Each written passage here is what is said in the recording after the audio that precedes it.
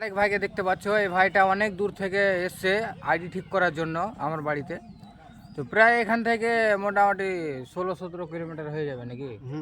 অত দূর থেকে সাইকেল চালিয়ে এসছে ভাইজান আইডি ঠিক করার জন্য। তো আমি কাজে ব্যস্ত আছি, প্রচুর কাজে ব্যস্ত আছি, তার জন্য মানে আইডি দেখলাম, আইডি সব কিছু ঠিক আছে। তো ভাইটা বলছে ভেরিফাই করবে আইডি।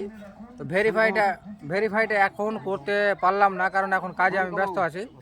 আইডি সব কিছু চেক করে দেখলাম, সব কিছু ঠিক আছে। ভাইটা মনিটাইজও পায়নি।